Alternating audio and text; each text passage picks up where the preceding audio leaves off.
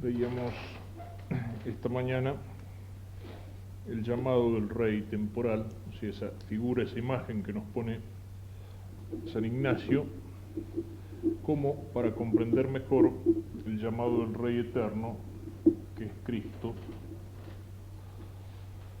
que nos llama para conquistar todo el mundo y todos los hombres. Es decir, nos llama a trabajar para la extensión de su reino en las almas y en los ambientes, es decir, impregnar con el espíritu del Evangelio todos los ambientes. Ese rey, en su llamado, llamaba a seguirlo, o sea, el que quiera venir conmigo tiene que estar dispuesto a trabajar conmigo, es decir, a trabajar, a luchar, a padecer, para que, siguiéndome en la pena, me siga después en la gloria.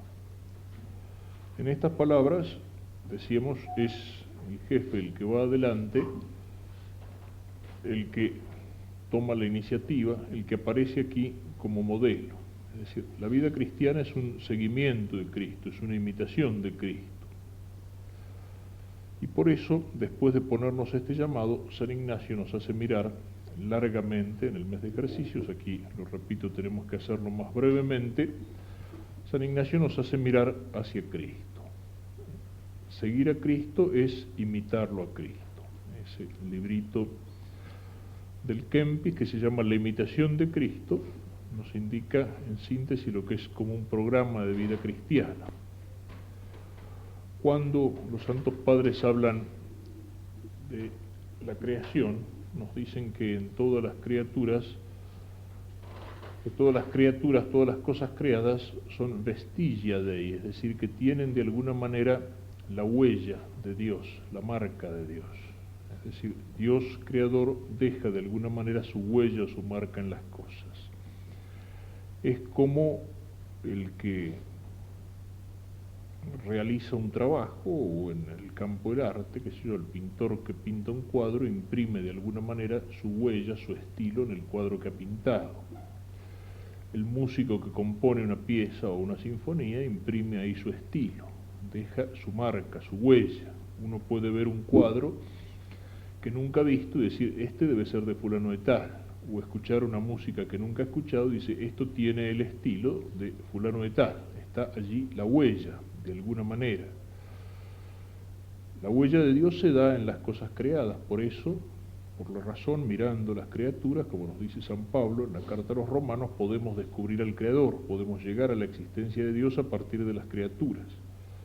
Pero entre todas las criaturas el hombre ocupa un lugar distinto, el hombre es imagen de Dios. Es decir, no es solamente huella de Dios. El cuadro tiene la huella, la marca del pintor. La mesa tiene la marca del carpintero que la ha construido, que la ha fabricado. Pero el hijo es la imagen del padre. En muchos casos es físicamente. Uno puede ver a veces un chico y decir, vos no sos hijo de fulano de tal. Esa imagen puede ser más que una imagen física. Cuando un padre se ha preocupado por la educación del hijo, ha dejado también de alguna manera su imagen espiritual en el hijo. El hombre es imagen de Dios, porque es creado a imagen de Dios con un alma espiritual capaz de conocer y de amar. Pero esa imagen de Dios en nosotros está como una semilla natural. El chico recién nacido ya es capaz de conocer y de amar, sin embargo todavía no ha desarrollado esas potencias que tiene. Lo mismo podemos decir en el orden sobrenatural. Cuando un chico es bautizado es hecho partícipe de la naturaleza divina, ya es una nueva criatura. Tiene infundida junto con la gracia la fe, la esperanza, la caridad. Están en el niño recién bautizado, sin embargo están como una potencia. Es algo que todavía no se ha desarrollado, pero hay una capacidad de vida sobrenatural que tiende a hacer crecer esa imagen divina.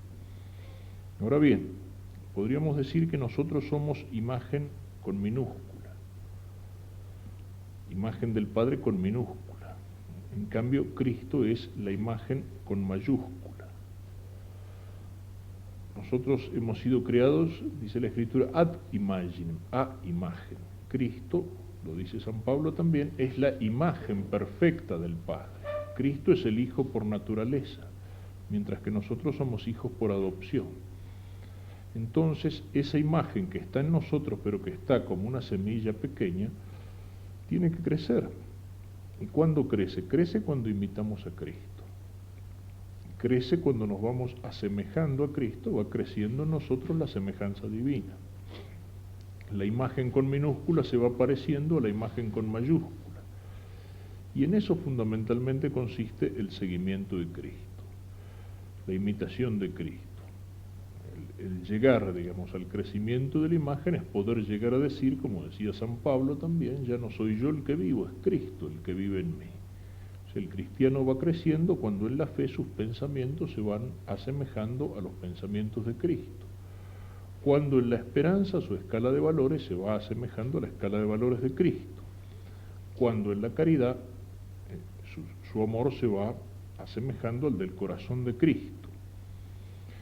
Pero para imitar a Cristo tenemos que conocerlo. Hemos escuchado el llamado del Rey, bueno, ese Rey nos llama a seguirlo y Él da el ejemplo, Él va adelante. Pero para seguirlo es necesario conocerlo. Y eso es lo que pide San Ignacio en todas las meditaciones sobre la vida de Cristo que vienen en la segunda y en la tercera semana. La segunda semana, que es la más larga, nosotros tenemos que hacerla más breve, mira hacia la vida de Cristo, desde la encarnación hasta toda la vida pública. Y luego mira en la tercera semana a la pasión. Porque estamos en Semana Santa, vamos a poner más el acento, sobre todo en las meditaciones de mañana, sobre la pasión de Cristo, como de alguna manera lo hemos venido haciendo en la lectura, en la misa. Es decir, nuestro mirar a Cristo será mirarlo particularmente en su pasión. Pero hay algo que tenemos que meditar de alguna manera antes de mirar al Señor en su pasión. O sea, aquel que está en la cruz, aquel que sufre la agonía del huerto, aquel que es juzgado y condenado por los tribunales civiles, eclesiásticos y militares, como dicen los diarios, no es un hombre cualquiera, es Cristo, es el Verbo encarnado. Y por eso, como antecediendo a esas meditaciones sobre la pasión, vamos a echar una mirada al Señor en su encarnación, en la encarnación del Verbo, para que después, cada vez que miramos a la cruz, recordemos, no es solo un hombre, es el Verbo de Dios, es el Verbo hecho carne, es el hombre Dios. San Ignacio nos hace pedir en todas estas meditaciones conocimiento interno del Señor que por mí se ha hecho hombre, para que más lo ame y lo siga. Es decir, tratar de conocerlo, pero lo miramos un poco desde afuera, en sus palabras, en sus hechos, cada vez que leemos el Evangelio. En Cristo hay un misterio, y eso hay que pedirlo como gracia, conocimiento interno del Señor que por mí se ha hecho hombre. Es ese conocimiento que decíamos ayer, hablando de la Eucaristía, el conocimiento que Dios le da a los magos. ¿Cuál es el conocimiento externo que los magos tienen? El niño en el pesebre, pero Dios los ilumina por adentro y entonces reconocen en ese niño al Verbo encarnado. Es el conocimiento que Dios le da al centurión que ve a Cristo muerto en la cruz y que dice, es el Hijo de Dios. Es decir, mirar hacia Cristo ahora y no sé, muchas veces en nuestra vida cuando leemos el Evangelio, tratar de conocer a Cristo. Cuando uno conoce y admira a una persona, uno tiende a asemejarse a esa persona, uno tiende a imitar a esa persona.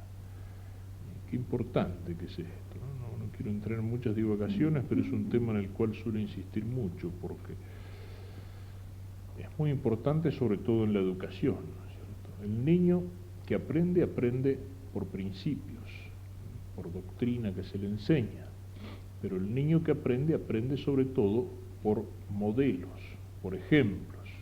Es lo que decíamos esta mañana cuando hablábamos de lo que es el caudillo auténtico, el jefe auténtico. Es algo así como la idea que se hace carne en una persona. Y entonces uno, mirando a esa persona, descubre con más fuerza cuál es la idea que la lleva adelante. El niño aprende cuando el padre o la madre le dicen, esto es así, esto es así, esto está bien, esto está mal. Pero el niño no solo aprende de las palabras, sino del ejemplo de los padres. Y cuando el papá o la mamá le dicen al nene, tenés que hacer esto, pero el chico se da cuenta que ellos hacen todo lo contrario de lo que le está diciendo, a la larga lo que más queda no son las palabras, sino el ejemplo. Es decir, en la educación el ejemplo, la conducta es fundamental, es importantísimo. Por eso, en la educación los modelos, los arquetipos, tienen una importancia tan grande. Por eso la Iglesia nos pone, en primer lugar, Cristo, pero luego Cristo nos pone el ejemplo de los santos, es decir, de aquellos que han imitado a Cristo de una manera excelente, de aquellos que han hecho carne en su vida el Evangelio.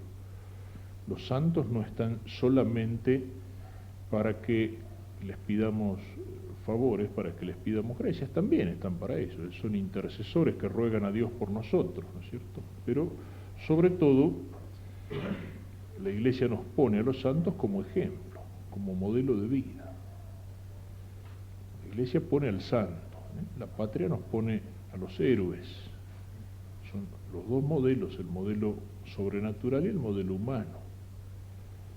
El modelo de las virtudes sobrenaturales, de las virtudes cristianas, y el modelo de las virtudes humanas.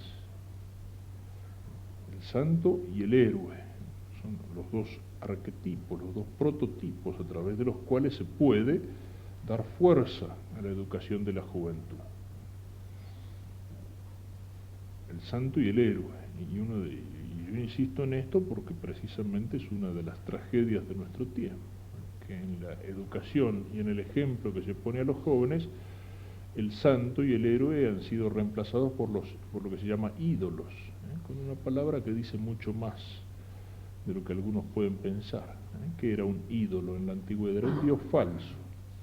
¿Qué es un ídolo en la actualidad? Es un falso modelo. Los ídolos de la farándula, de la televisión, del cine, del deporte, eso es lo que se pone como modelo en lugar del santo y en lugar del héroe. Y el santo y el héroe, cuando el santo es heroico, el santo es también héroe, porque ha vivido heroicamente esos valores cristianos. Y el héroe, cuando es un héroe cristiano, es decir, cuando ha realizado acciones heroicas, aun cuando sea por una causa humana, pero inspirado por su condición de cristiano, es también santo. Y el santo y el héroe de alguna manera se identifican en el mártir,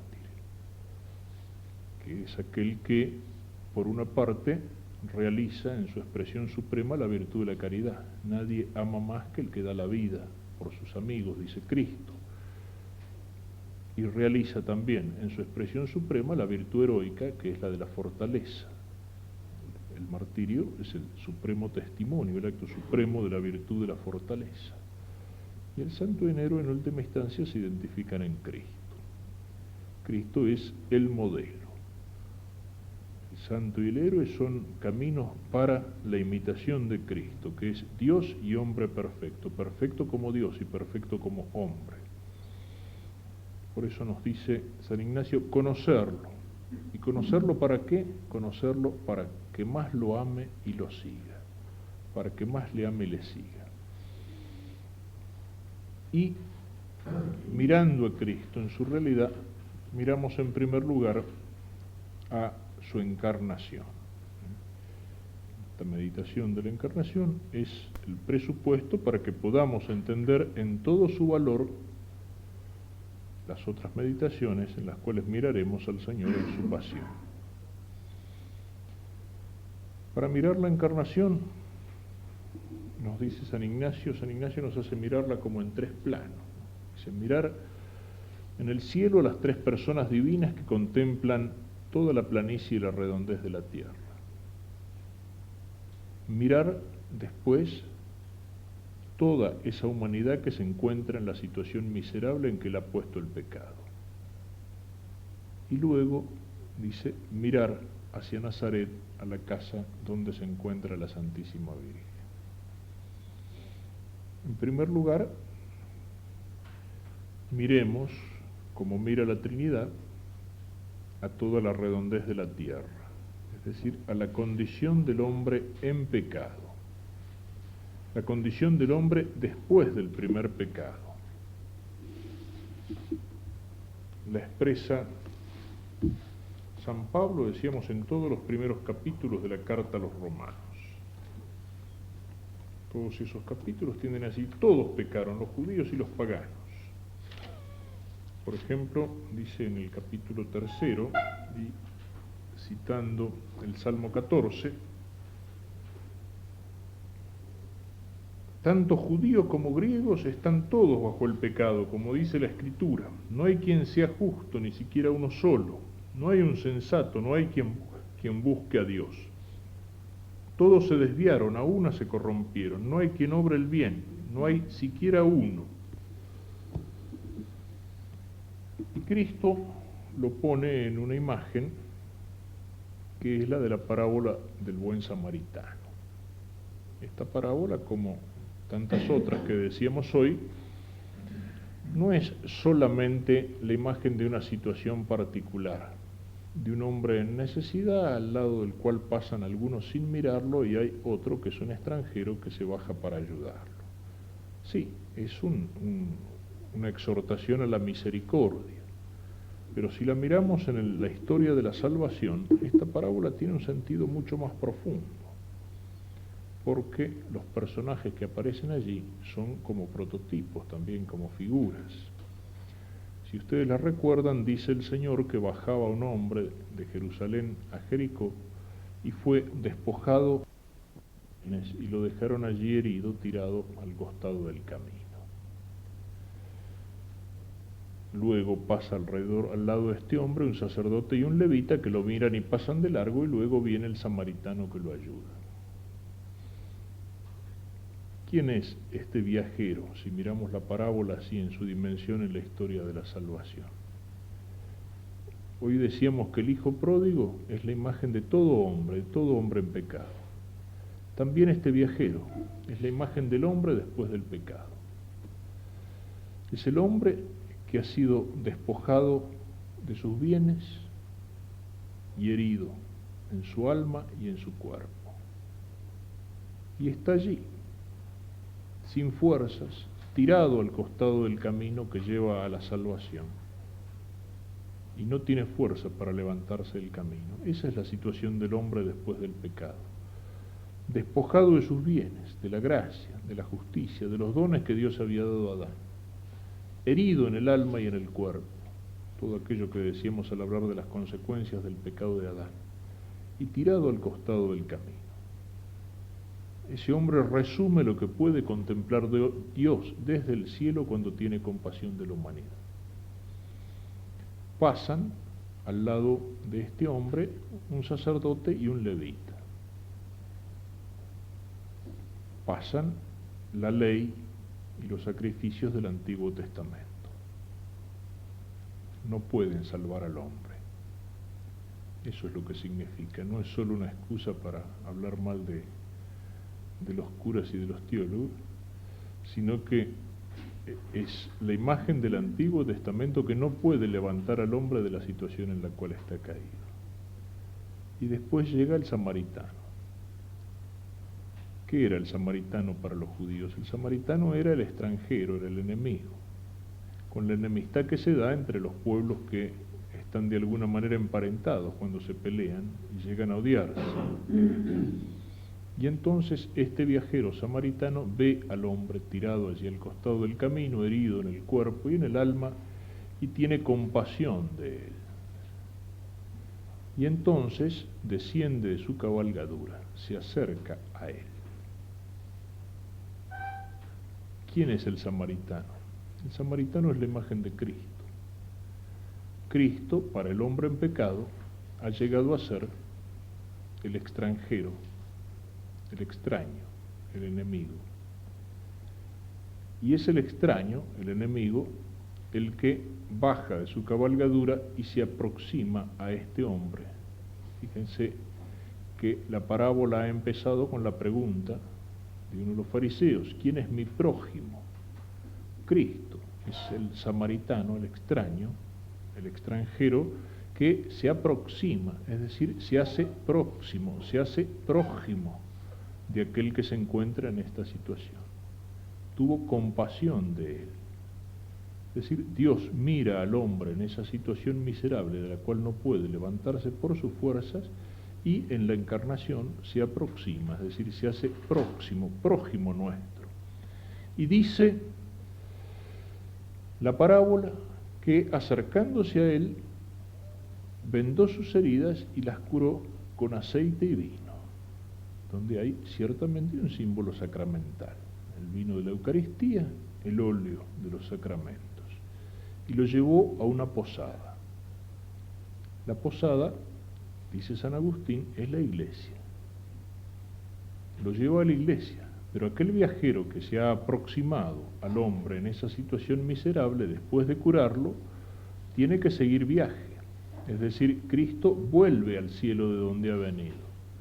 Y a ese hombre se lo confía a la iglesia, se lo confía al posadero. ¿Y qué es lo que le dice Cristo? Cuida a este hombre, y si gastas algo más, cuando yo vuelva, te lo pagaré. Esa es la misión que Cristo confía a su iglesia, que Cristo nos confía. Cuida de este hombre, y si gastas algo más, es decir, si lo cuidas con generosidad, cuando yo vuelva, te lo pagaré. Cuando yo vuelva, Cristo va a volver para juzgar a los vivos y a los muertos, para pedirnos cuenta. Dice, ¿quién te parece que era su prójimo? Y ahí hay una frase que, si miramos la parábola solamente en el primer sentido, en el sentido común, en el sentido moral, nos puede sonar medio extraña. ¿Quién era su prójimo? ¿Quién es el que tuvo compasión de él? Es curioso, si miramos solo el sentido moral, uno diría, ¿quién es mi prójimo? Y bueno, aquel tipo que está tirado ahí, que tiene necesidad. Todo tipo que tiene necesidad es mi prójimo. Pero Cristo no dice eso. ¿Quién era su prójimo? Aquel que tuvo compasión de él. Es decir, ese samaritano que figura a Cristo, que se hace prójimo de ese hombre que se encuentra en la situación miserable. Aquel que tuvo compasión de él, responde el fariseo, y Cristo le dice, vete y haz tú lo mismo. ¿Lo mismo que quién? Lo mismo que Cristo. ¿Y qué es lo que hizo Cristo? Tuvo compasión de ese hombre, se acercó a él y le curó las heridas, las del cuerpo y las del alma, y lo confió a la iglesia para que la iglesia siguiera su misión. Hay una figura entonces en esta parábola, la cosa es más amplia, yo la resumo. Hay una figura de la situación del hombre después del pecado, tirado al costado del camino, herido en el cuerpo y en el alma, despojado de sus bienes y sin poder salir de allí por su propia fuerza. Ese hombre es la humanidad en pecado, toda esa masa en pecado de la que habla San Pablo en los primeros capítulos de la carta a los romanos. Eso es lo que nos dice San Ignacio: mirar la redondez de la tierra y ver la situación miserable de tantos hombres bajo la esclavitud del pecado. Y luego mirar a Dios, la Trinidad que contempla el mundo. Y entonces, viendo la situación miserable del hombre, se compadece, como se compadeció el samaritano de aquel hombre. San Ignacio nos pone enfrente a la misericordia divina y pone a la Trinidad como conversando las tres personas entre ellas, y dicen, hagamos la redención. Es decir, el decreto divino que decide la encarnación. El decreto divino que decide la encarnación. La encarnación del Verbo, es decir, de la segunda persona de la Santísima Trinidad. En el misterio de la vida divina hay algo que podemos vislumbrar. El Padre se conoce a sí mismo, y en ese conocimiento de sí el Padre engendra al Verbo que es el Hijo desde toda la eternidad. Y el Padre y el Hijo al conocerse se aman, y de ese amor procede el Espíritu Santo, que es el amor personal de la Trinidad divina.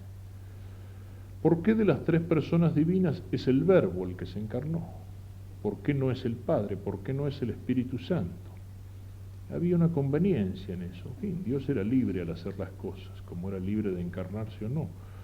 Pero decidida la encarnación, era conveniente que fuera la segunda persona, es decir, el Verbo. ¿Por qué? ¿Para qué se hace carne? Para hacernos hijos de Dios. A los que éramos enemigos por el pecado de Dios, hacernos hijos de Dios. ¿Quién mejor para eso que el que es hijo de Dios por su propia naturaleza desde toda la eternidad? ¿Para qué se encarnó? Para hacernos conocer a Dios, conocer al Padre y conocer el camino que nos lleva a Dios. ¿Quién nos puede hacer conocer al Padre mejor que el Verbo, que es el conocimiento y que es la palabra de Dios desde toda la eternidad? Por eso la encarnación del Verbo. No estaba obligado a encarnarse, es un acto libre y es un acto que nace del amor, de la misericordia divina, que no quiere dejar al hombre en esa condición. Podría haberlo hecho, pero no quiere. Es la misericordia de la gracia, del don divino. Romanos 5:20. San Pablo, después de constatar la miseria de la humanidad en pecado, dice: donde abundó el pecado, sobreabundó la gracia. Es decir, la misericordia de Dios fue más grande que el pecado. El amor de Dios fue más grande. Juan 3:6. Tanto amó Dios al mundo que le dio a su Hijo único. Se decide la encarnación del Verbo. Y entonces, en tercer lugar, la tercera escena, la casa de la Virgen y el ángel Gabriel, que es enviado por Dios a la Virgen Santísima. Esto ya estaba anunciado desde el principio, en el Génesis, cuando el Señor habla a la serpiente de esa mujer que le aplastará la cabeza y opone la descendencia de la mujer a la descendencia del pecado. Estaba anunciado por el profeta Isaías 7:14, cuando habla de una virgen que concebirá y que dará a luz un hijo. Y estaba anunciado inmediatamente en el mensaje que el ángel Gabriel lleva a los padres de Juan el Bautista. Podemos mirar la casa, el lugar, Nuestra Señora, el ángel que aparece que la saluda.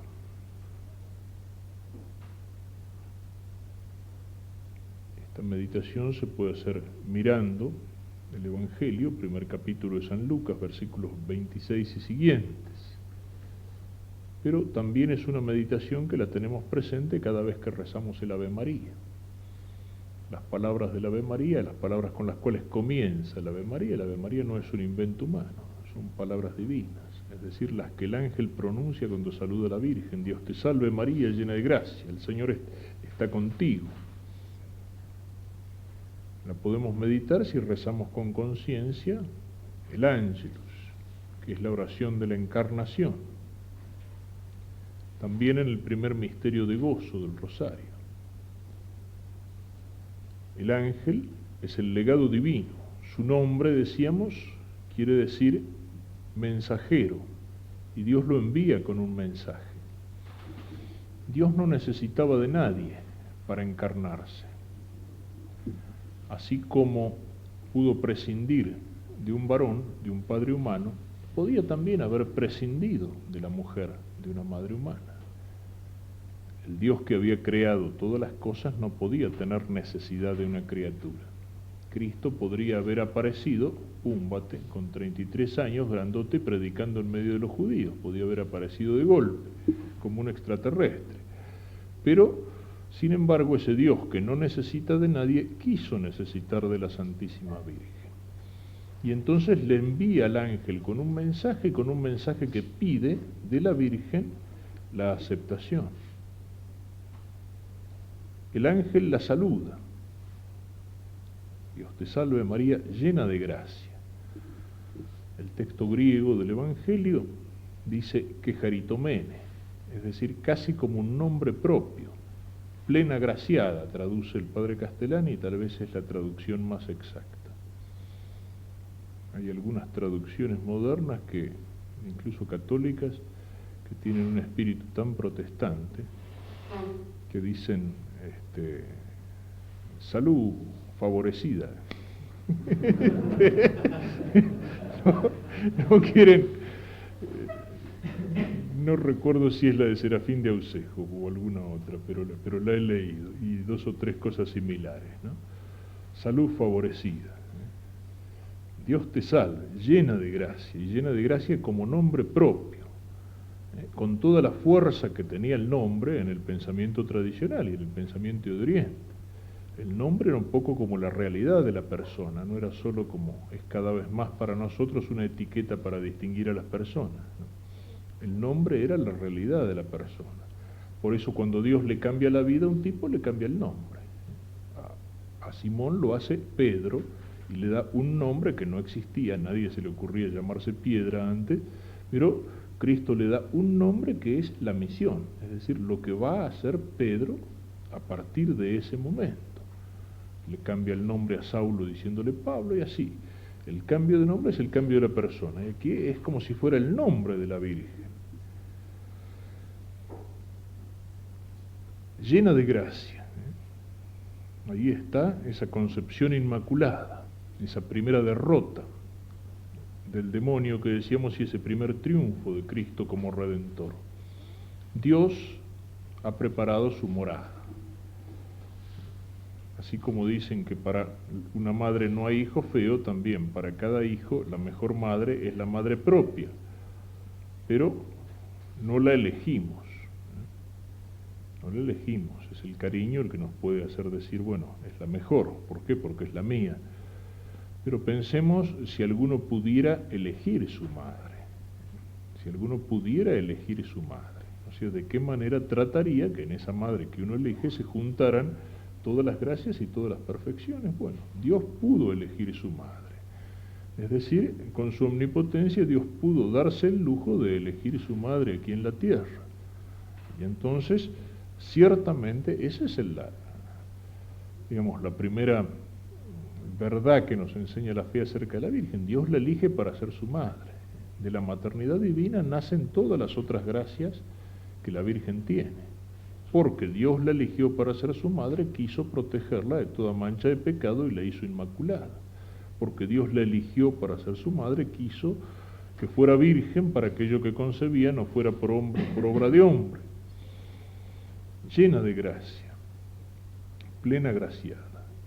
Y la Virgen se turbó, dice, hay un signo de humildad en esto. Sí, ciertamente, la turbación de haber sido elegida, pero hay más también. La Virgen conocía las profecías y sabe que aquel que ha sido anunciado va a ser el que Isaías llamó varón de dolores. Y entonces el ángel le anuncia, concebirás y darás a luz un hijo. Y la Virgen no objeta, solamente hace una pregunta: ¿cómo podrá ser esto si no conozco varón? Estaba desposada, es decir, comprometida. La pregunta no tendría sentido si es que no existía allí un propósito de virginidad. Pero el ángel se lo explica: el Espíritu Santo descenderá sobre ti, y el poder del Altísimo te cubrirá con su sombra. Ya aquí hay una afirmación de la divinidad de Cristo. No se encarna por obra de un Padre humano, sino del Espíritu Santo. El poder del Altísimo te cubrirá con su sombra. Era la imagen del Antiguo Testamento de la nube que cubría el templo cuando en él se hacía presente la gloria de Dios. Y las teofanías, es decir, las manifestaciones de Dios, solían darse desde la nube, como se dan en el bautismo de Cristo, por ejemplo, y en otras ocasiones. Cubrir con su sombra, es decir, que María va a ser el templo, es decir, el lugar de la presencia divina. Por eso, sigue diciendo el ángel, por eso lo que nacerá será santo y será llamado Hijo de Dios. Dios, que no necesita de nadie, quiso necesitar de la Virgen. y le envió al ángel. Y podemos decir que en un momento toda la historia de la humanidad está pendiente de la respuesta de la Virgen.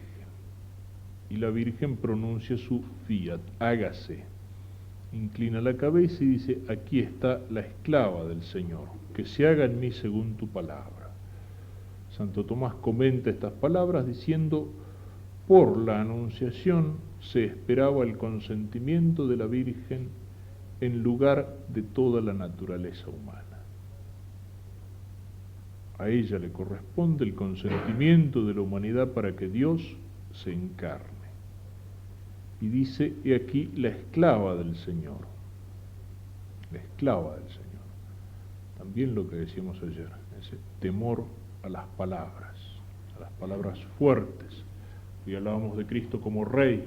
Ellos no quieren hablar de Cristo como Rey, prefieren otros términos, otras expresiones. La palabra Rey le suena un poco fuera de moda y le suena un poco demasiado fuerte. No, hay que hablar de Cristo como pastor, o hay que hablar de Cristo, qué sé yo, como presidente de la República. Pero lo mismo pasa con María, aquí la esclava del Señor, ¿no? Aquí la sierva del Señor, aquí la servidora del Señor. La servidora del Señor. En aquel tiempo no había servicio doméstico por horas. O sea, ser siervo era ser esclavo. Y lo que la Virgen dice es eso, la esclava del Señor. Y esta palabra tiene un sentido profundísimo. Es todo el centro, que está en todo el centro de la espiritualidad mariana de ese gran santo mariano que fue San Griñón de Montfort. Y que es asumida por el Papa Juan Pablo II, que es consagrado a la esclavitud mariana de San Griñón de Montfort, y que lo coloca en su lema pontificio cuando dice totus tuus. Es decir, ¿por qué la Virgen dice esclava? ¿Cuál es la característica del esclavo? Y el esclavo no tenía voluntad propia. La voluntad del esclavo era la voluntad del dueño. Bueno, eso es lo que la Virgen le dice a Dios, como diciéndole, a tus órdenes. Es la primera respuesta a ese llamado del Rey que veíamos esta mañana. Y es la respuesta de una entrega total, generosa. Aquí está la esclava del Señor. El esclavo no tenía más voluntad que la voluntad del dueño. Eso es lo que dice la Virgen. Que se haga en mí según tu palabra. Es decir, mi voluntad se identifica con la voluntad de Dios. Lo que Dios quiera hacer de mí. Señor, a tus órdenes. Eso es lo que significa, con la disposición total del esclavo que obedece. La única diferencia está en que mientras el esclavo era esclavo porque no tenía más remedio, porque había nacido esclavo, porque había sido esclavizado en un combate, al ser tomado prisionero, la Virgen libremente se somete. Es decir, libremente se somete identificando su voluntad con la voluntad de Dios. Y esa es la forma más alta del amor. Es amar a Dios por encima de cualquier otra cosa, que es querer lo que Dios quiere, identificar la voluntad propia con la voluntad de Dios. Ese es el amor de Dios. La Virgen se somete de esa manera, libremente, pero totalmente. Es la diferencia que puede existir en una guerra entre aquel tipo que fue porque lo convocaron y lo obligaron, y aquel que se somete como voluntario, que se presenta como voluntario porque está convencido de aquella causa por la cual quiere pelear. Los dos están sometidos a una disciplina total, pero mientras para uno esa disciplina es impuesta por obligación, el voluntario la acepta libremente, se somete a la disciplina, pero se somete libremente. El sí de María, que abre el camino para el sí del Verbo. El Salmo 40 describía esta presencia del Mesías diciendo, he aquí que vengo para hacer tu voluntad. Y el Verbo se hizo carne. El Verbo se hizo carne. Cuando llegó la plenitud de los tiempos, envió Dios a su Hijo nacido de mujer, dice San Pablo. Y en la epístola a los Hebreos, de muchas maneras Dios habló a través de los profetas, pero cuando llegó la plenitud de los tiempos, es el Verbo mismo el que se encarna. Dios nos habla en su Hijo. en la epístola a los Colosenses, capítulo 1, versículos 15 y siguientes. Él es la imagen de Dios invisible, primogénito de toda la creación, porque en Él fueron creadas todas las cosas, en los cielos y en la tierra, las visibles y las invisibles, los tronos, las dominaciones, los principados, las potestades. Todo fue creado por Él y para Él. Él existe con anterioridad a todo, y todo tiene en Él su consistencia. Él es también la cabeza del cuerpo de la iglesia. Él es el principio, el primogénito entre los muertos, para que sea el primero en todo, pues Dios tuvo a bien hacer residir en Él toda la plenitud, y reconciliar por Él y para Él todas las cosas, pacificando mediante la sangre de su cruz lo que hay en la tierra y en los cielos. Ese es el Verbo que se hace carne en las entrañas de María. Ese es el niño que encontramos en el pesebre. Ese es el Cristo que anuncia y que predica y que sana. Ese es el que muere en la cruz, aquel al que se refieren todas estas expresiones de San Pablo, imagen de Dios invisible, primogénito de toda la creación. En Él y por Él fueron creadas todas las cosas. Todo fue creado por Él y para Él. Existe con anterioridad todo, y todo tiene en Él su consistencia. Es el Verbo de Dios que se hace hombre. Ese niño es el Verbo de Dios en la tierra. Qué importante es tener en cuenta esto. Yo lo insisto mucho cuando toco el tema de la Navidad, que sigue inmediatamente a esto, ¿no? Del nacimiento. Cuando se suele hablar acerca de la pobreza del niño, de Dios, que quiso nacer en un pesebre. Sí, es cierto, eligió nacer en un pesebre, y podía haber elegido nacer en el mejor palacio de la época, en el palacio del César en Roma, y eligió el pesebre en lugar del palacio. Pero eso es solamente un signo secundario, no está ahí la pobreza de Cristo. Porque la diferencia que existe entre el pesebre de Belén y el palacio del César en Roma no es absolutamente nada si la comparamos con la diferencia que existe entre Dios y el hombre.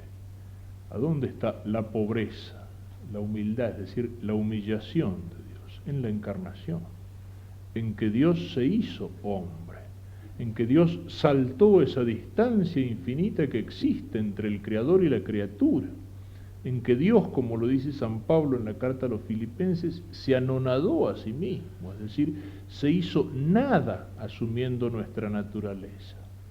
La pobreza del pesebre es más significativa para nosotros, ¿no es cierto? Porque para nosotros es importante la diferencia entre el palacio y el pesebre. Pero para Dios, no. Para Dios la humildad, la humillación, la pobreza está en la encarnación, está en el hecho de que el Verbo se hizo carne. Y eso es lo que hay que tener presente cuando hablamos de Cristo. Ese niñito en el pesebre, eso que decíamos de la Navidad paganizada, no es la fiesta del niño, no, es la fiesta del Verbo hecho carne. Ese es el sentido que tiene la Navidad.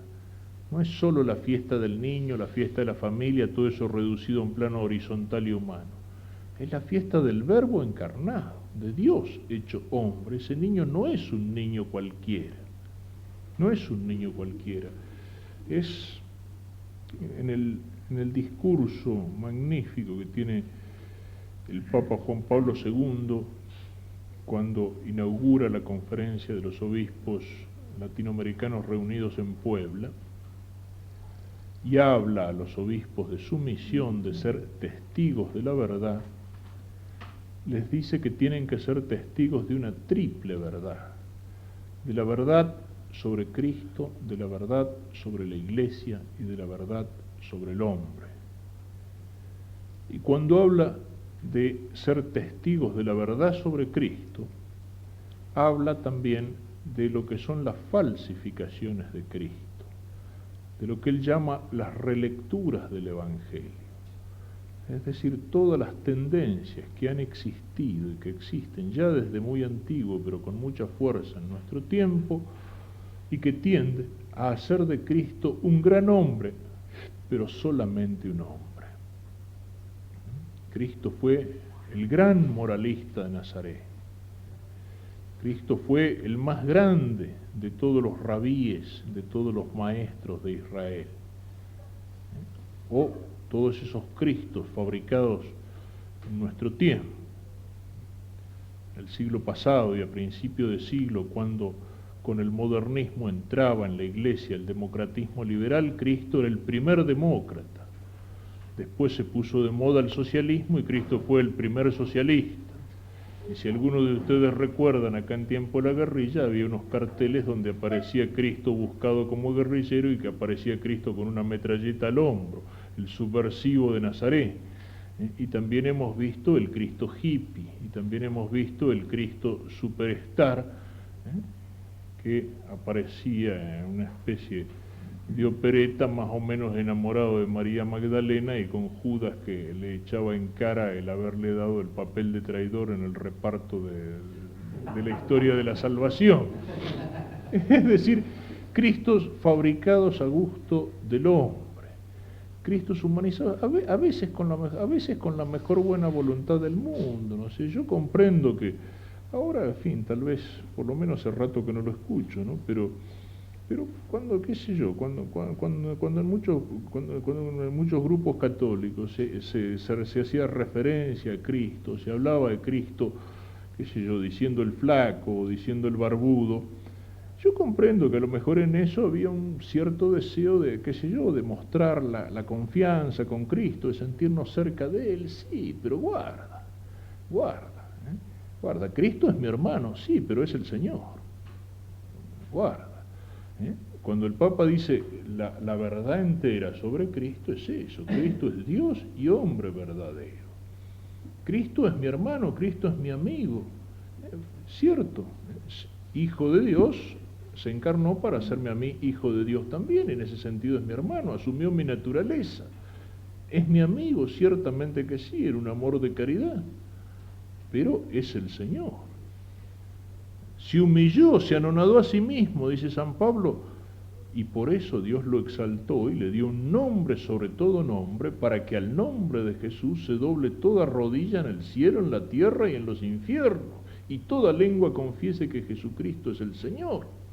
Eso es lo que no podemos olvidar, Dios y hombre. Y la tentación de nuestro tiempo es olvidarnos de que es Dios, pero humanizarlo.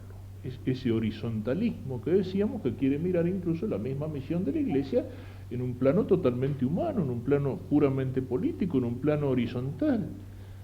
Empieza por negar la trascendencia del Verbo encarnado, por mirar a Cristo solamente como un hombre. Y eso no puede ser. Si miramos a Cristo solamente como un hombre, lo estamos falsificando. No hay término medio para Cristo. No puedo decir, no, yo no creo que Cristo sea Dios, pero creo que fue un gran hombre. No hay término medio. Si Cristo no fue Dios, Cristo fue un pobre loco que se creyó Dios.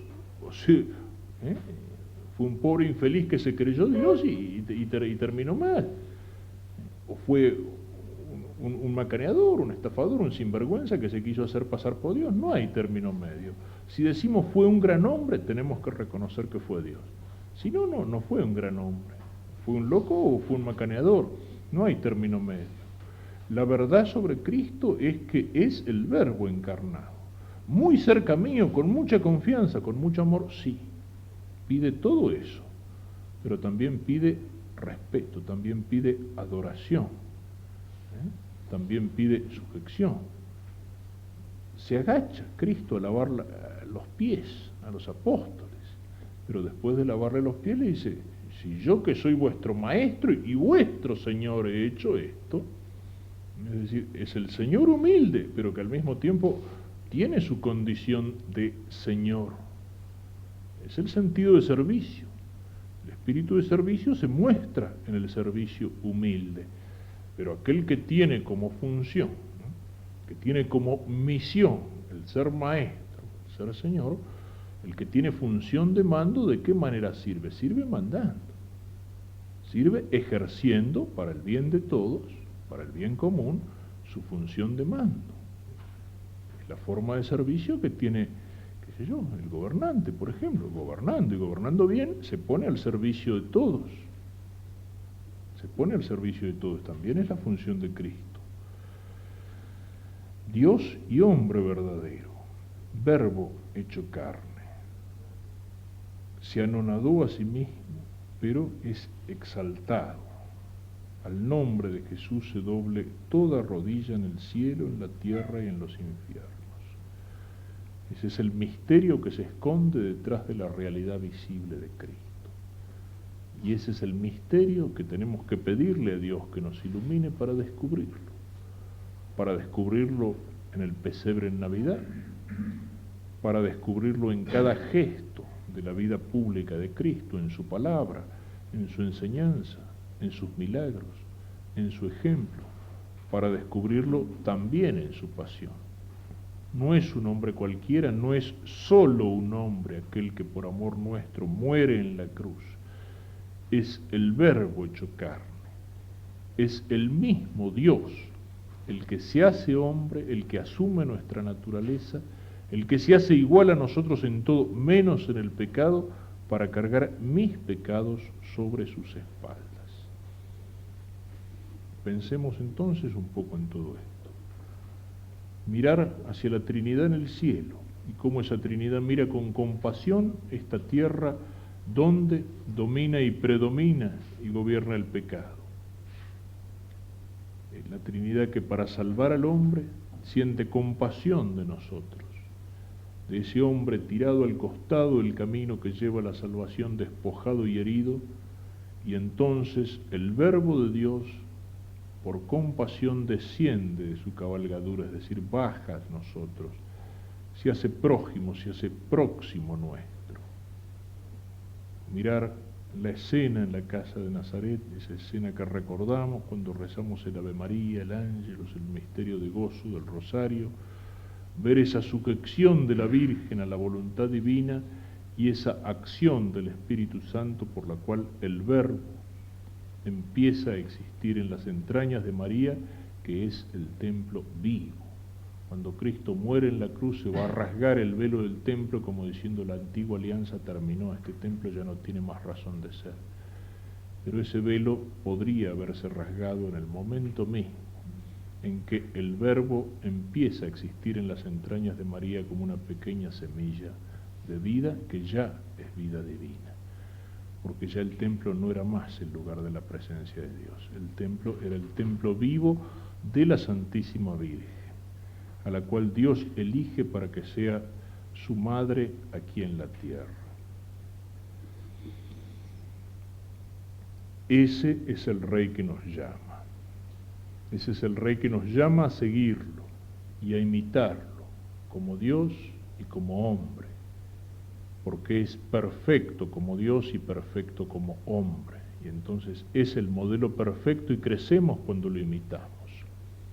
Y lo imitamos como hombre cuando crecemos en las virtudes humanas, en las virtudes cardinales, en las virtudes morales. Y lo imitamos como Dios cuando crecemos en esa fuerza divina que son las virtudes teologales, la fe, la esperanza y la caridad, y cuando crecemos en la gracia. No solo lo imitamos, sino que nos vamos asimilando a Él. Ese es el jefe que nos llama a conquistar todo el mundo y todos los hombres, y que nos indica el camino. Cuando lo miramos en su pasión, podemos recordar esas palabras que estaban en el llamado que pone San Ignacio, para que siguiéndome en la pena, me siga también en la gloria. Y dice San Ignacio, terminar esta meditación con un coloquio, es decir, hablando en tono coloquial, con las tres personas divinas, o con el Verbo eterno encarnado, o a la Madre y Señora nuestra, pidiendo cuanto, según en sí sintiere, para seguir e imitar al Señor nuestro así encarnado. Conocimiento interno del Señor, que por mí se hizo hombre para que más lo ame y lo siga.